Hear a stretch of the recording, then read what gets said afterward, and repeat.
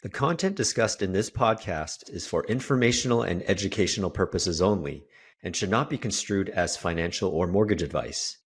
Always consult with a licensed professional before making any decisions regarding mortgages or financial matters. Welcome to the Canadian Mortgage Show. Here are mortgage professionals Alex Pang and Alex Shanks to cut through the BS and educate Canadians on all things mortgages and real estate. They want to do additional cuts to immigration. This is proposing to drastically reduce the target for new temporary resident emissions from 673,000 in 2025 to 385,000 in 2026. Yes.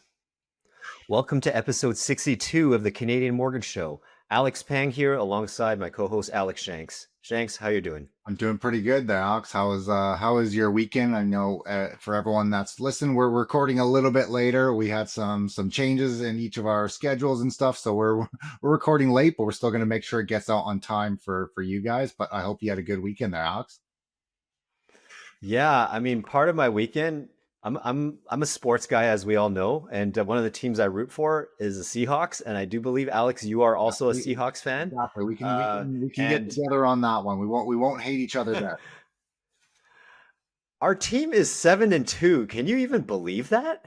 I mean, I saw it happening. I mean, just from what we did last year, and I believe Sam Darnold, especially seeing him in Minnesota, was probably going to be better than Geno, and it's looked good. I mean, he didn't look the best yesterday, to be honest.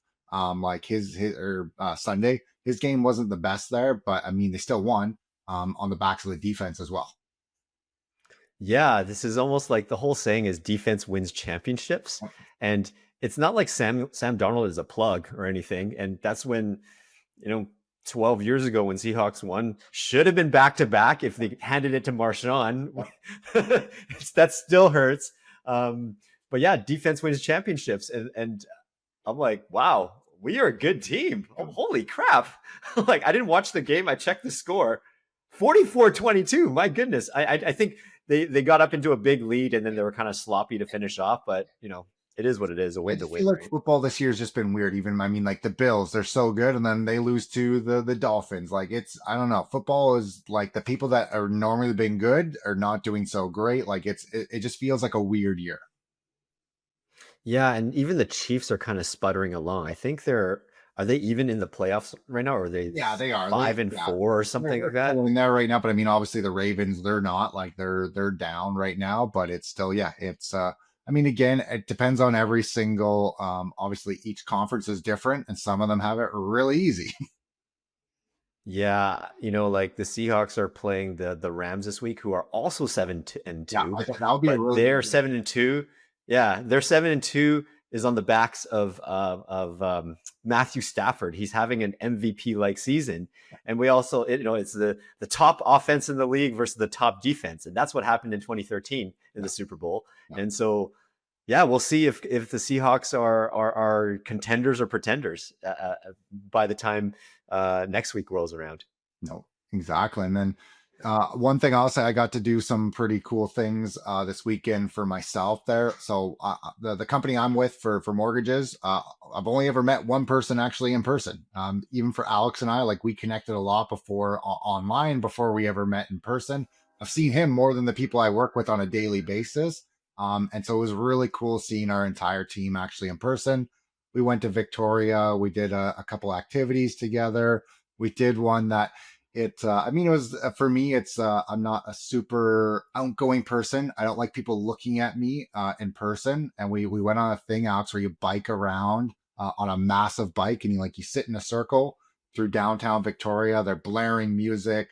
The person's like honking. Everyone's like taking videos of us. It was a fun time, but I'm probably online somewhere from that video. That's awesome. Well, we have a pretty big show. Should we get started about it? Yeah, let's go into it. I mean, we're a little bit delayed, obviously, because we're recording a little bit later here, but we're gonna dive in a lot to the federal budget here today, just because it is gonna determine what does it look like for rates a bit here in the future. What does our actual economy gonna look like? And so we'll jump right into it. Yeah. So the federal budget was announced last week by is it Finance Minister Champagne or was it Mark Carney? And I wasn't on there, but yeah. So the deficit came in at 78 billion, which was lower than projected. yeah, I mean, that's like, Honestly, I thought, I think, you could call that a win. yeah, In I this. think Carney, I think Carney floated out the $100 billion narrative just to, like just to scare people, and when it coming in lower, it made people feel better, I guess. Honestly, that's what I would do. Like, Uh, that's where I mean, like, not like how the liberals did it when Chrystia Freeland did it. Is like, oh, we got guardrails up. Don't worry, we're not going to go over budget. And then it's like way, way over. That looks to me way worse. Be like, hey, I'm aiming for this. And when you come in lower, it makes people feel a bit better. Yeah, it's almost the art of negotiation. Yep. Aim for the stars and then settle on the moon kind of thing. Exactly. But yeah, I mean, we're gonna dive deeper into it, but all in all, really not much like to help housing, to be honest with you. And maybe that was probably done on purpose because I mean the Trudeau government the last 10 years uh, supercharged housing to a point to where we are at today. So maybe as we dive deeper to this kind of explains, housing is left to fend for themselves or to have natural forces eventually fix it. So yeah, so I mean, 78 billion is the projected deficit, expected to decrease gradually to 56.6 billion by 2930. Now, Finance Minister Champagne emphasized the need for, quote, generational investments. I don't know what that means, but he did allocate 25 billion to housing there. That's probably involving the Build Canada Homes kind of campaign. Well, this one we already kind of knew about. Like that to me was nothing new there whatsoever. And then even this like 30 billion to defense, like they actually told NATO and stuff that number was going to be higher. And it's lower, and that's where they're taking certain things from other spots in the budget to then jack up other areas.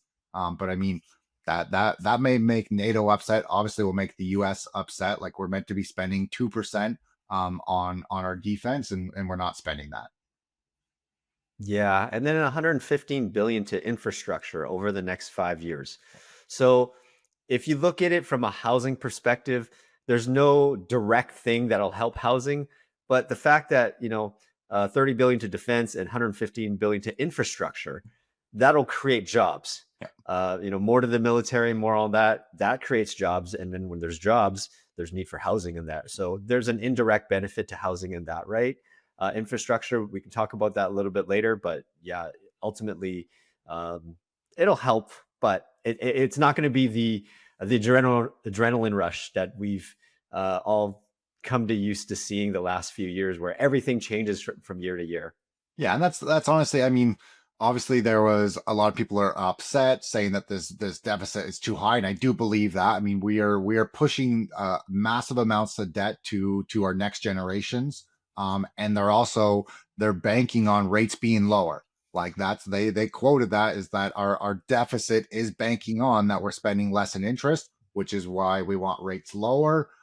But I mean, there's just so many forces there that like that scares me a little bit of like, hey, does that mean yes, we want rates lower? But let's go back to when Trudeau said, what do you mean this is going to cost us a lot of money? We're borrowing rates at 0.25. Well, we all know what happened there. And our deficit has built solely just paying on debt. Like this deficit could have been lower if we didn't have a bunch of debt also. Yeah, yeah, and I saw this stat going out there that per Canadian, the amount of taxes that we're paying towards the federal debt was, what was that number? Was it like 8,000 a year or something like that, or 3 or 4,000? I don't remember the number, but it was floating out there what the number that each individual Canadian is contributing to paying towards the national debt. Yeah. It's not a small number. Yeah, and that's, I mean, we'll talk about some different things now. They've changed, and this is where I believe, to me, like Mark Carney is he's not far left, he's not far right. He is somewhere in the middle a little bit, and that's where like their new format separates capital and operation spending, and they do want to boost capital investments, which is accounting for 58% of this year's deficit. Now, The hardest thing that Mm. I've seen, I haven't dove fully into the budget, like word for word and line by line, but it's not like really telling me where exactly all this money's actually gone to prove like, hey, if we're going to spend money in capital investments, to obviously create jobs, well, awesome. I just can't fully see where like every dollar and cent is going here to like account for this deficit. Because it was like in our head, I thought maybe we'd still be at like 65, but I can't remember. There was one like our deficit balloon just by one thing. They were wrong on a budgeting for a project that they were going to do. And it's like, well, Jesus, like guys, how can we be off by $8 billion? Like that's not small numbers in math. Um, then obviously, like they are pledging to balance operations on spending in 3 years. And this is where like they are going to be cutting. They say they want to cut the bloat that they've talked about in the government. But again, is that actually going to happen? That solely could be talk, Yeah. and that's where I know a lot of people talk, and I'd like to hear your thoughts on it there, Alex. Is obviously if people wanted they wanted to have an election. Everyone was upset that this budget was out of control. And we saw that the conservative actually had someone that walked over to the liberal side, so that couldn't happen. I personally believe that having an election would have been a bad thing. I do not believe like right now is like us just going back into another election and delaying everything. I don't think that would have helped our country whatsoever. And I want to know like what were your thoughts on that? Well, first, like, I mean, I made it known that I did not vote for the Liberal government this time, even though historically I have. Um, but yeah, didn't we have an election like in the spring? Yeah. Like, why do we need to do like? Yeah, okay. Whoever you may not agree with whoever's in power, but you got to give them a shot, Yeah. right? Let them see how they do and stuff. And this one thing about someone leaving conservative and going over to liberal, like that should trigger a by-election because the people who voted, they voted for that party. Oh, that And I do believe that. Like, right. I fully Yeah. believe that, but I also like I understand why that guy is probably like in his constituents are probably like, holy shit, like we don't want to have another election here. Like, I mean, instead of it being Yeah. 78 billion, it probably would go up to 82 billion just to run another election. Yeah, that's one thing that isn't right.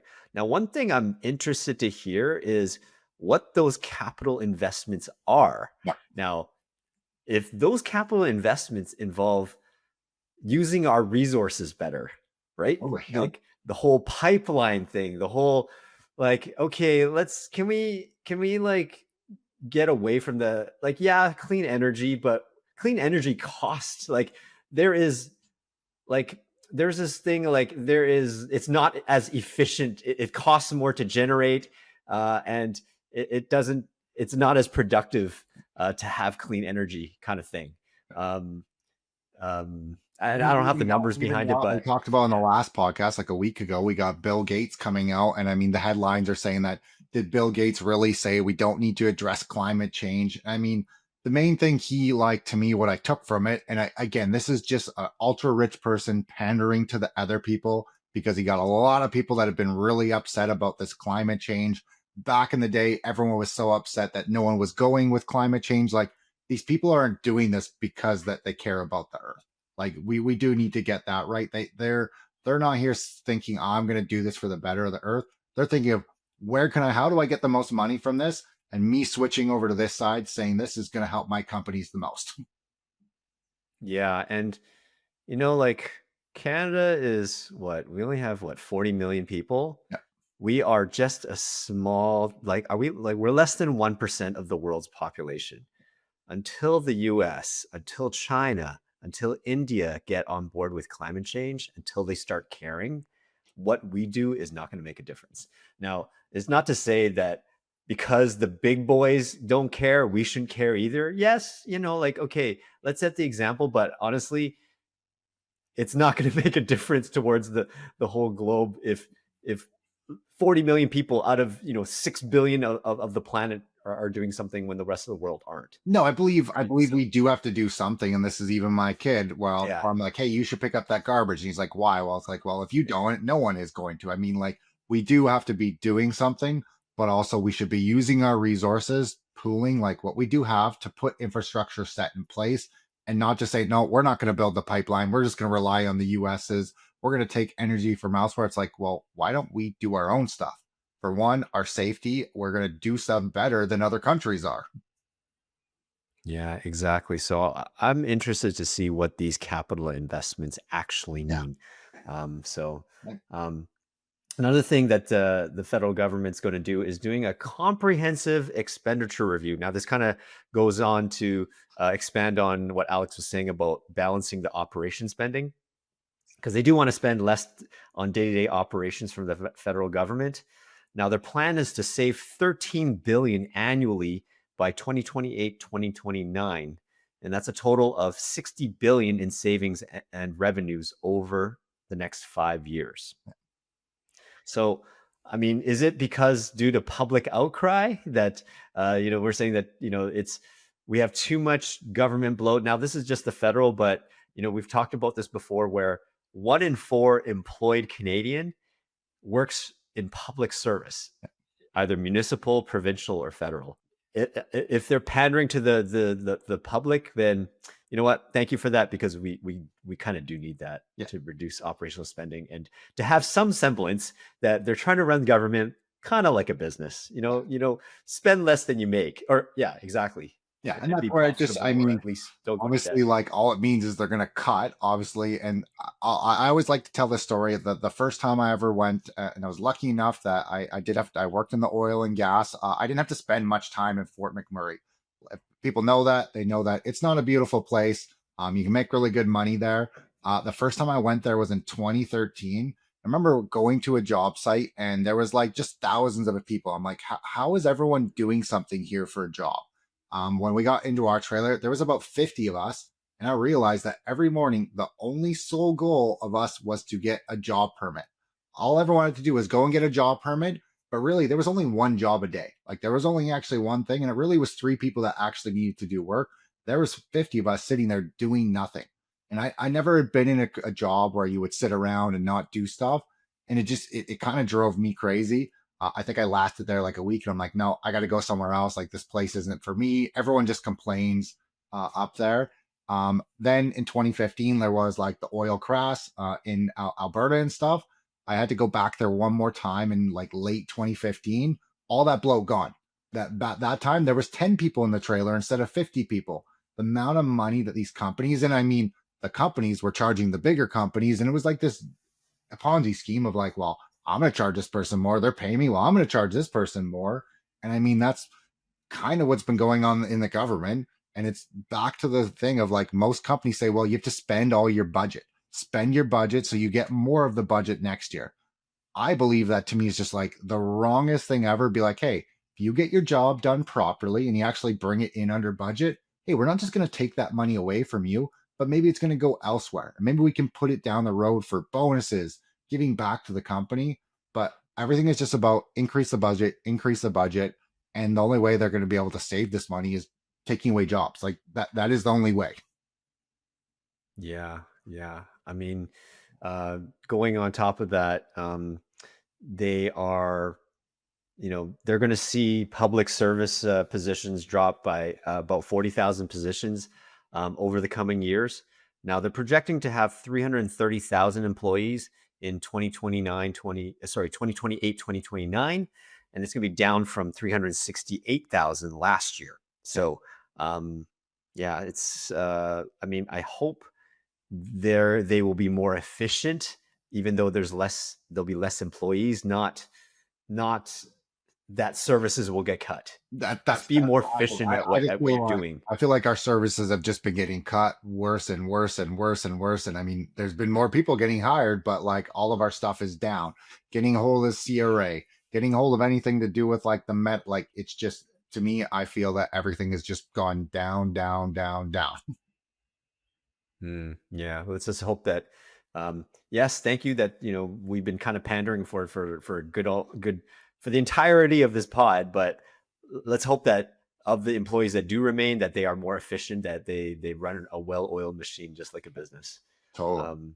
Yeah. So Yeah, and then I was gonna say, now they're promising more taxpayer dollars towards nation building infrastructure. Now with this, like what Carney did announce as well is that in the next little bit, he's going to be announcing a major tranche of the next projects. And so, like, supposedly he's got a bunch of different projects in his mind. And I mean, it's interesting to know, like, I don't think there's going to be a pipeline. I'd probably bet $100 on it that that's not what's going to come from this.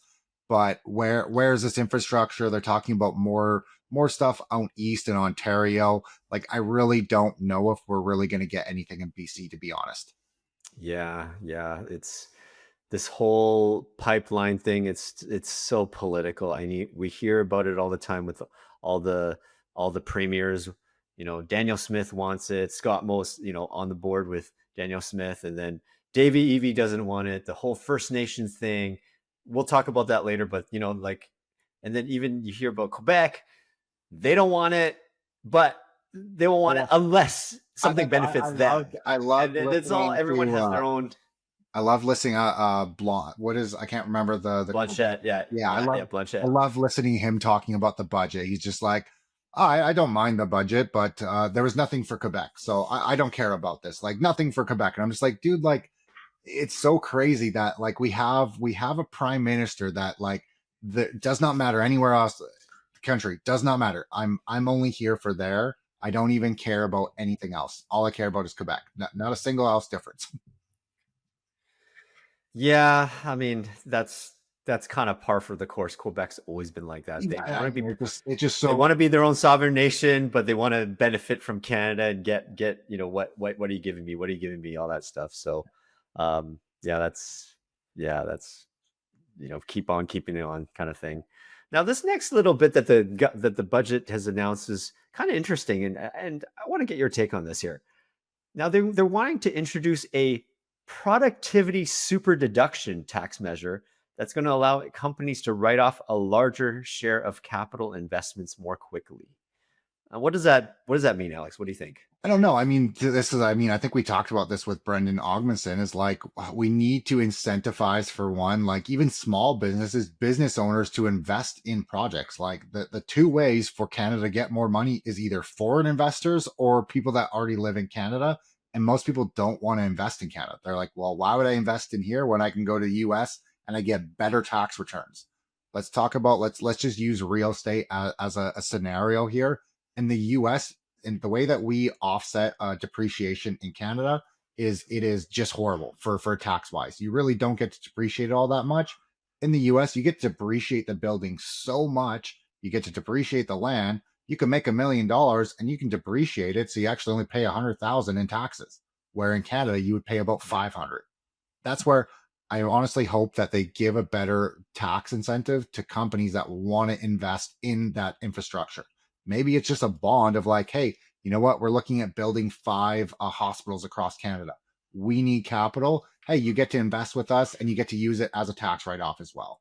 And that's where, like, mining, when people, like, for mining industries, like, companies can give and buy shares from there and they don't pay a capital gain on it. And that's where it's trying to find, like, again, we don't want to pander of, hey, we don't want the rich just to control everything, obviously. But we need to give people reasons to want to do something. Yeah, I mean, if this allows more investment to come into Canada, businesses to invest in Canada, build businesses, expand, and of course, when that happens, more job creation happening, I'm all for it. So, Yeah. I mean, like, yeah, it's the rich getting richer, but the rich have the money to invest in the business. They have the wherewithal to start a business that creates jobs. So, it is what it is. We have to get on board with that. That's how the way the world works. But yeah, if it invites investment to Canada and encourages more investment to Canada, I'm all for it. Yeah, and I mean, other people will be able to benefit it, because if there's more jobs out there, more people will be able to go do it. Obviously, ideally, there'd be higher paying jobs for, like, construction and infrastructure and everything.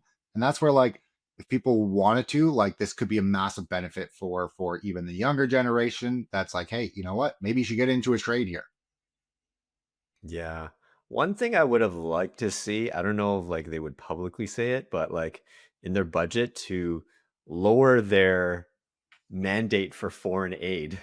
Yeah. Like, spending like billions of dollars to, like Ukraine or whoever, this third world country, to help with gender neutral like campaign things. Like, what the hell does that mean? Like, if you see That's where these things that float around, like, it'd be really interesting, like when we had Mayor West on, Brad West there, like just getting those, like asking him stuff about the budget, like where as your, like for your city, what are you spending on? Him saying like, hey, you know what, we have to spend money on garbage and road.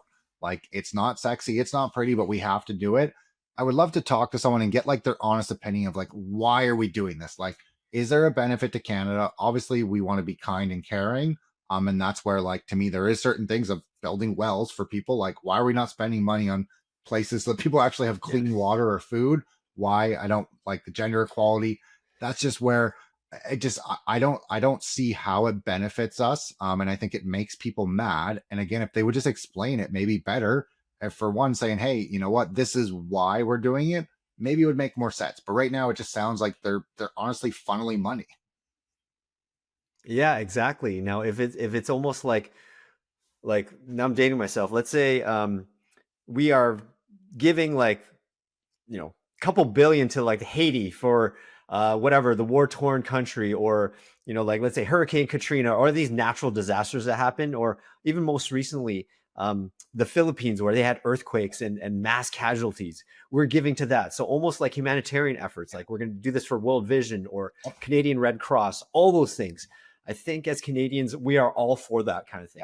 Now, if you're doing things that are part like dumb and stupid, and not to say those kind of things are dumb and stupid, but honestly, we don't know where it goes, and it really is just a shell for money laundering, to be honest with you. That's what it feels like to us. And I think every Canadian has that feeling, and that's where I feel like there should be more oversight of the budgets. And I mean, but we even know, like last week we talked about CRA, like how wrong they were getting things, and that's where there's just no oversight. There's pretty much no, hey, if you do this wrong, it doesn't matter. Don't worry, they'll forget about it. And that's how I feel like a lot of Canadians are as of late, where I feel like we're starting to be like, you know what, I don't forget about what you guys did there. Yeah, it only takes people like us, to be honest with you, to shine a light on this. Like, hey, what's up with that? And it's almost like the public, or even people that are critical of the government, and like, they have their moments when they do good things. We give them their flowers, but when they're not, we kind of call out their BS, to be honest with you. Yeah. Now we got another one. I mean, we kind of talked about this, but like they are fast tracking nation building projects in this, in close partnership with the provinces, territories, indigenous communities, private investors. Government is streamlining regulatory approvals and helping to structure the financing. Now, like, I would love to know what they mean by streamlining it. Is it going to be like, hey, we need 10 different like oversight reviews of this? Do we really need that many different boards of it? Is companies that have 2 employees going to get $80 million? Like, where, like, how is this actually going to get streamlined? I'm all for it. And I feel like we do need to cut the red tape on some of this stuff. But I just feel like it's lip service. One thing, I don't know if it's related to federal, but one thing I do have to comment about red tape is here in the Lower Mainland, we are in the middle of rebuilding a bridge called the Patello Bridge. Yeah. We are connecting Surrey to New Westminster, and it's not as big as the Portman Bridge, which is the 10-lane bridge. This one's smaller. It's just a 4-lane bridge. They are building this faster than we normally think. It's actually slated to be ready by Christmas Day. Wow. This year. And I drive over the old Patello Bridge on a regular basis, and based on their projection, I'm looking at it, I'm like, yeah, they've actually connected both ends already, and it's making good progress. So with that, if the federal government is involved in this, thank you. It's probably more the provincial, but I'm not sure about that. But I've actually seen firsthand, I'm like, wow, this is happening pretty fast. So we need things like that, where you want to build things. Yes, you got to worry about the environment, but let's just not have way too many layers and slow the process down.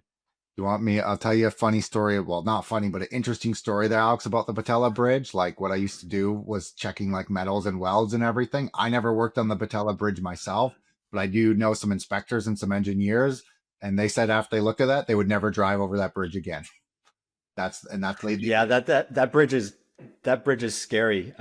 they fall pieces fall apart. It's They have nets hanging underneath yeah. just to catch parts of it.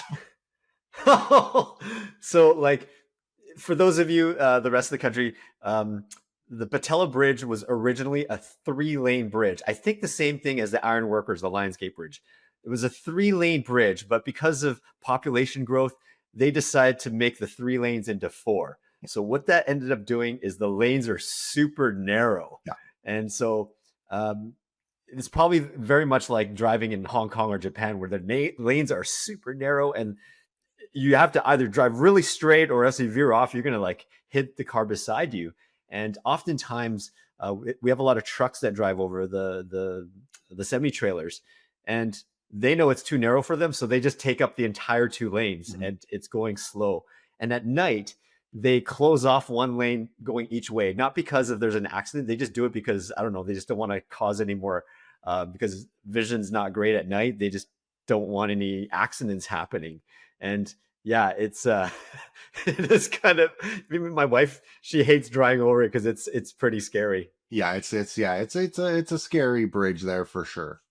Now, this one is interesting, and I wanted to talk about it because this is that we got some reports just on immigration and student visas here also, and I mean they want to do additional cuts to immigration. This is proposing to drastically reduce the target for new temporary resident emissions from 673,000 in 2025 to 385,000 in 2026. I mean, I think that number was already meant to be lower in 2025, and it blew above what they said. But I did see like the student visas that's coming from India, like it is insane drop off, which is not solely because of this. This is also because I think people in India are like, well, I'm not coming to Canada. I don't want to be there. Which like a lot of places, especially when you talk about Alberta, a lot of people bought investment properties. They built these multifamily homes for students. They were buying like homes to have a student housing, and people like it's going to hurt for people that bought these rentals. It's almost like the lower interest rate, Alex, like being so like, hey, look at this, you cash flow positive because your interest rate's 1.5%. But it's like you didn't look at, well, what is the average interest rate normally? It's not 1.5%. It's more like 3.5%, 4%. Yeah. That's what you should have been budgeting at.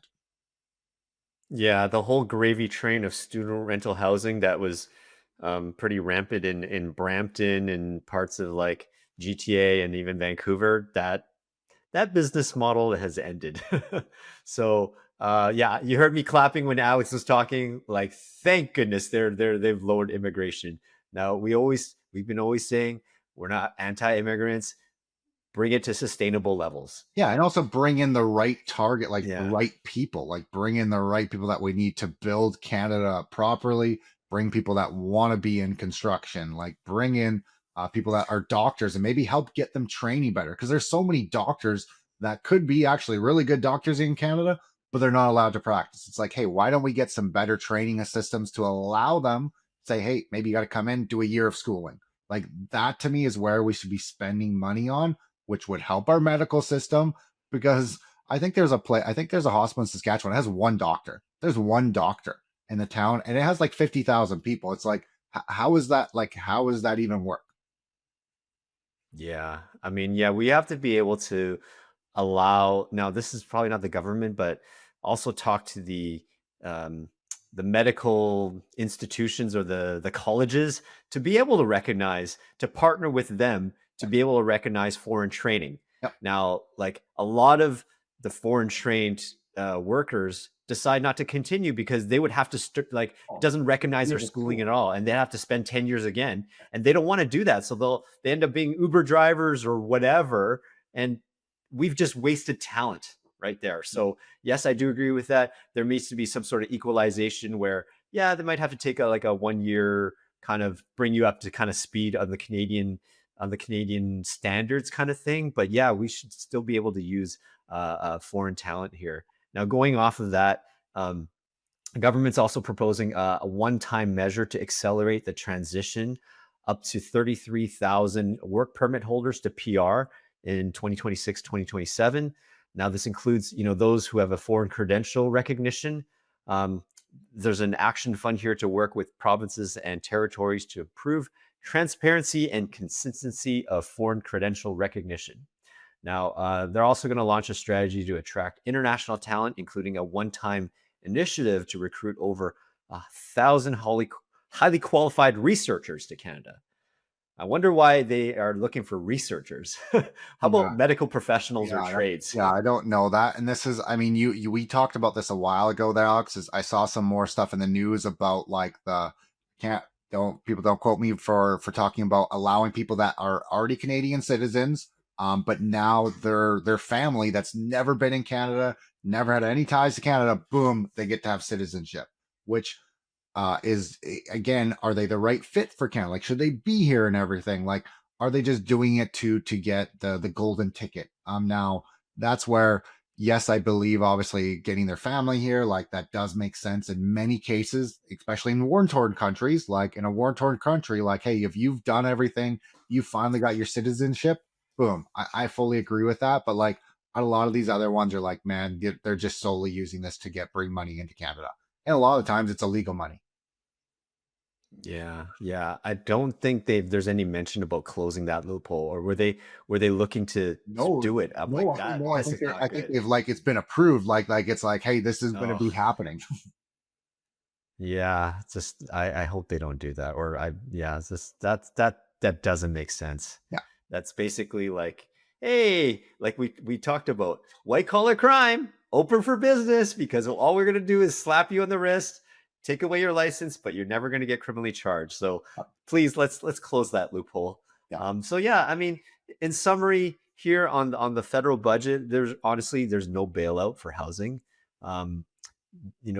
Carney did promise in his election that there's going to be the MURB, multi-unit residential building tax incentive for rental construction, but did not show up in this federal budget. Yeah, but that's where, like, whether it'll be next year, we don't know. This also could be coming from that productivity super deduction. Like it could be coming in another form. Like we don't know that way. But I mean, for one, the multi-residential building, the tax incentive, they're also like, I think the multifamily in some areas is bloated because of the CMHC financing, especially like when I'm talking about in Alberta, there's a lot of rental units that are not going to be getting rented out. Also, the government gave insane financing options to these people. They got 50-year amortizations, which we are going to talk about here. And you can buy a multi-million-dollar property with a 5% down payment, which is just bonkers because they're able to cash flow so high in many cases and not use the same down payment. Let's just do a quick math here for Alex people. In most cases, if you want to buy an investment property, you need a 20% down payment. We're going to say, hey, at $1 million, you need 200,000.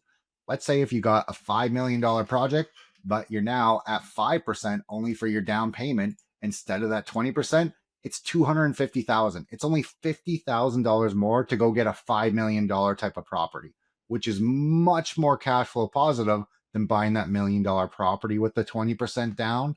They've dropped some of those loopholes to be able to get that type of financing. And that's where I think a lot of that stuff is they didn't want to actually ramp it up even more because they're like, oh shit, like we've actually influxed this in not a great way. I think we need to do more of that missing middle to build like purpose-built homes for people to own. Right now, we've just been building these things for rentals, and that's not going to benefit anyone other than the people that owns the building. Yeah, I mean, I saw this stat. I mean, we talked about this before too. The missing middle, Calgary and Edmonton are leading the country with the missing middle. And the missing middle, again, I'm gonna remind everyone, missing middle is probably not condos, going to be likely townhouses or the row homes, probably in the 12 to 1,500 square feet for young families starting out. It's like essentially a townhouse, something like that. The reason why Alberta, Calgary, and Edmonton are leading is because the land cost is a lot cheaper. Yeah. It doesn't really make as much financial sense for builders in the Lower Mainland and the GTA to do it. Now there are, but you don't see as many because I guess from a builder's perspective, it's less profitable. Yeah, the starting price, especially in the Lower Mainland for a townhouse, $1 million, and it's not viable. Like it's. For those of us who live in the Lower Mainland, that's like having $1 million mortgage, it sounds a lot if you're living for those in the prairies and other parts of the country. But for us in Vancouver, Toronto, honestly, it's nothing. Yeah. It's almost like everyone has $1 million mortgage, to be honest with you. We don't take the mortgage as a debt. We look at the monthly payment. Yeah. Like, hey, if we can afford $4,000 to $5,000 monthly payment, that's all we look at, to be honest with you. Yeah. And this kind of goes to the multifamily, is increasing the Canadian mortgage bond annual issuance limit from 60 billion to 80 billion. And now this is used to finance rental construction through the CMHC program. I feel like they wanted that to be beefed up a bit because they could be scared of some defaults as well. They want to know that the banks have some more money, and that's the same thing for the mortgage insurers. There's CMHC, there's Sagan and Canada Guarantee, and I think Brookfield is actually buying Sagan. Saw something about that, and for people to know, like Mark Carney used to run like Brookfield, and so again, is it just tinfoil hat? Like, are they getting their hands into everything? Yeah, a whole bunch of conflict of interest involved here, but apparently for those in government, they are immune, or they are like, I mean, don't have to do with conflict of interest. I saw a funny quote of like athletes are not allowed to do sports betting on sports. They're not allowed to do that because they have insider information. Government officials can invest in anything. They're allowed to invest, and I mean, they have to talk, they have to show what they're doing. But it's like, why, if I'm a sport like an athlete, why can't I go and gamble on, hey, you know what? I play for the Dallas Cowboys, and I think Seahawks are going to beat Arizona. If they got caught doing that, boom, they're getting fined, and they may even get kicked out of the league. Do that in the government, you're Yeah. good to go. In the meantime, all the revenue is generated by Bet365 or FanDuel, or all these things that get plastered, all this advertising on all these sports sites, SportsCenter, TSN, everything. You see it all over, even on social media and the commercials and everything. So it's kind of as a professional athlete, you can't be involved in it. And even they even poo-poo you doing it in a different league. Like, wasn't it Shane Pinto in Ottawa got suspended for like almost half, like 20 games or something like that, because he was really close to something, but it wasn't betting in hockey. It was betting for another sport or something like that. I don't remember. It just seemed, Yeah. I saw that today, and I'm just like, this is, like, I mean, that's very true. Like, why is it okay for government people, which they do have insider information? I mean, obviously they have to put out to the public of what they are investing in.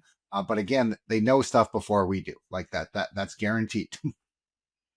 Yeah, there needs to be oversight. So anyways, we got to wrap up this part of the pod here, but this part I do like is that they're investing an extra 12.2 billion of federal dollars over 10 years, directing to provinces and municipalities for housing infrastructure, which we talked about earlier, in exchange for cities limiting or reducing development charges.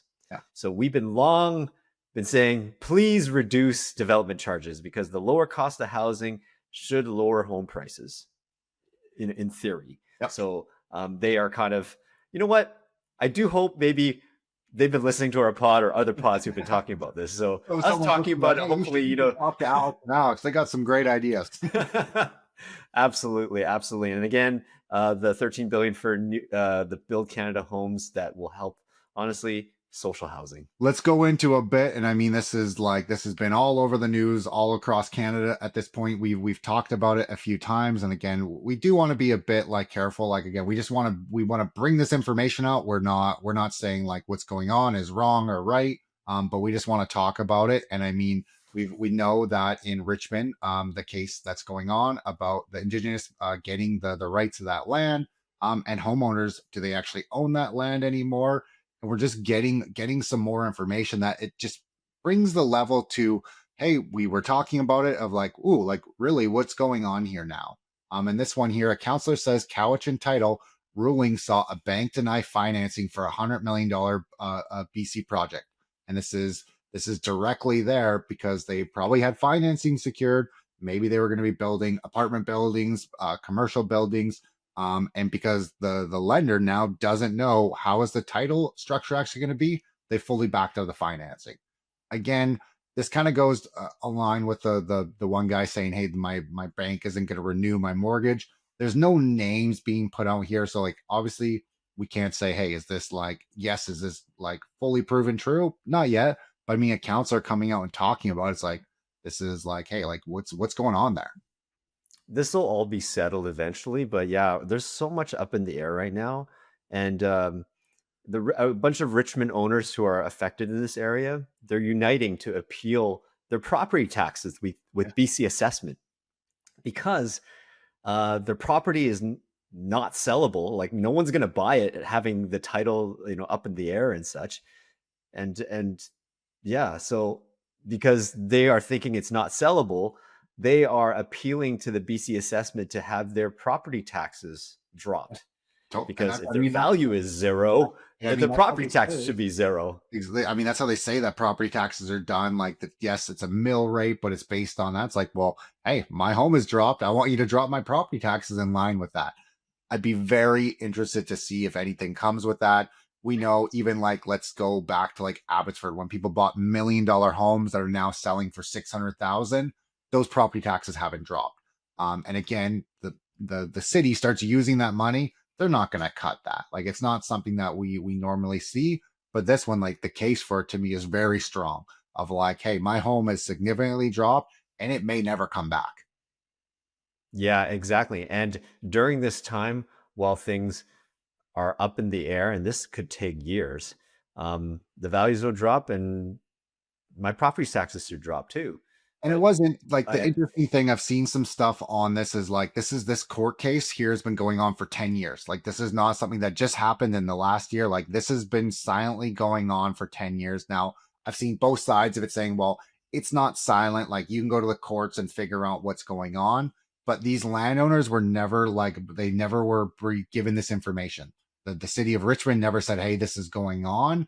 That to me is where I believe it's wrong. They should have been told 10 years ago, hey, guess what? This is what's going on. This is what's happening. Like they should have been told about that. Now I saw one person on TikTok. They're like, well, in the legal case, you can just go find that. It's like, well, what am I meant to go and search my title or go and see if anything's happening in my area? Which people now have gone and done because of this one case here. And there is multiple cases all across Canada with this. the next case here is like there's another First Nations land claim here. The entire city of Kamloops and Sun Peaks Resort has been like they are making a claim for And that too. I think it's been for like almost 8 years. Like it's something that's been going on in the background. It's not something that like just started last year or after they heard about this. Like a lot of these have already been going on. Yeah, so I mean that'll be the same thing too. Like we're gonna hear everything, the whole hubbub of what's happening with Richmond. It's gonna be the same thing happening for Kamloops and Sun Peaks. Now there's a few law experts or adjunct that have kind of weighed in that we kind of want to share here. First one is Keith Wilson. He happens to be a constitutional law expert. He's from Alberta, but he knows enough about it in BC or the whole Canada that will mention what he said there. He said that 95% of the land in BC is under Aboriginal title claim. And so the principles set out in the Cowichan case say that once Aboriginal title is established, it trumps the fee simple title granted to homeowners. And I mean, maybe he's fear mongering here, but BC residents may soon no longer own their homes and businesses. Yeah, and that's where I feel like there's some fear. And I mean, let's go down. Let's go. I like to go down this rabbit path of Alex is like, well, what's the difference of us like Canadians saying that like we own this land or the Aboriginal? Like this in the grand scheme of this thing is like this may actually mean nothing other than like, hey, yes, this is going back to the very first right Aboriginal, but hey, it's still fee simple. It's just on Aboriginal land. Like that's where I feel like obviously this is a heightened thing right now just because of like the news on this, but we also need to see like what is going to come from this. Now obviously if they get this claim and they're like, hey, you got to get your house off here, you lost your property, it's like, well, what the heck is going on? And that's where Yeah. it's just something that needs to be watched. We want to know what's going on, and the biggest thing is we do not want precedent set unless there's a reason why of this is happening. Because if precedent set, like it will happen all across Canada. Yeah, and I mean, another law expert here, Thomas Isaac here, he explains that BC property titles have been ruled defeasible versus the indefeasible. Um, and we become the first lands in the Western world to have absolute and supreme property title protections. It's the first time that, First Nations have, this whole idea of private property rights have been kind of thrown upside down, so to speak. So, I mean, at the end of the day, the Cowichan tribe did say they don't have any intention to go after private property owners, that their issue is with the government. Yep. Are we going to believe them? Yeah, I mean, I guess so. Like, I mean, just again, that's just where could they all of a sudden change their mind? Yeah. And that's that. I mean, that's the scary thing for all of us here is like, well, hey, maybe they have. And this is where, like, once this all settles, it could be very well like in Tawasin, UBC, or SFU. These are First Nation leaseholds, and you can get mortgages on these. Like, there is no issues with these. Like, there is normal financing. Their homes are still worth the same and everything, but it's the fear of not knowing. We don't, like, these people in Richmond for their property, they don't know what's going to happen, and that's where there's fear for them and everything that way. I think the biggest thing that I feel for is, while this uncertainty like it figures out through the court system, people can't do anything with their lives, whether, like, a lot of their wealth is in their real estate. They can't buy or they can't sell, because let's say if somebody wants to retire and they want to sell and, go snowbirding or whatever, they can't do it because their $1 million home that's mortgage free, or $2 million homes mortgage free, is tied up, and we don't know if it's worth $2 million anymore. And this could take, I don't know, 3 to 5 years to settle.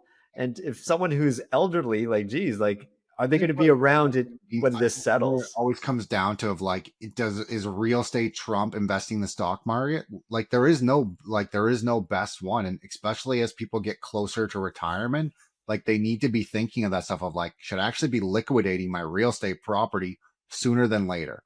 A lot of people want to wait until the very end, but it actually may cost them. And that's just where people want to get that. And those are people that are really going to get stung by this. Same as people that were investing in the stock market in 2008, 2009, getting ready to retire, and then everything comes crashing down. You don't want your eggs in one basket all over the place. You don't want all your money just inside of a house. You do need to be investing too. Yeah, 100%. So, I mean, this is not going to resolve itself. We pledge to, be on top of it and to have this discussion, to talk to you about it. I think this is a good place to wrap up the episode here. Alex, you were mentioning that you're coming into Vancouver for the next few days. Yeah, I'm going to come over there with the family, go hang out, stay at a hotel. We're going to go check out the aquarium, Science World, because obviously I have younger kids and stuff, and so just going to go enjoy some of that stuff. It would have been fun to go to Victoria for like a night or two. Also, just because the downtown there I find is a bit different than like Vancouver. Like, there's horse-drawn carriages going around. Like, it's a more walkable city than Vancouver. Vancouver is like, hey, I want to get from here. Okay, I got to get on the SkyTrain. Yeah, no horse-drawn carriages in Vancouver, unless you go out to the farmland, exactly. and such. Yeah. So today, our family put up Christmas decorations. It took us 2 hours to do it. We have 3 Christmas trees. Okay. my wife is crazy into Christmas, and so we have one small tree in front of the house, in front of our door. And that was back in our missing middle days when we lived in a townhouse or a duplex. And then we have a tree in our great room. It has a theme. It's the white theme. It's the winter white Christmas tree. And then my wife bought another tree for our family room. That is more the farmhouse look. And then you have to decorate the banisters with lights and everything. And then our mantle, she has different nativity scenes. I'm like, oh my word. Honey, if you're listening to this, man, this is crazy. So, I wanted to help out on the design part. She's like, no, don't touch this. I got to fix this way. Yeah. So we're all of us as a family, we're just the workers. She's the director in the play. So, but yeah. Okay, folks. Well, thanks for tuning in. This has been episode 62 of the Canadian Mortgage Show. I'm Alex Pang. This is Alex Shanks. We will see you next time.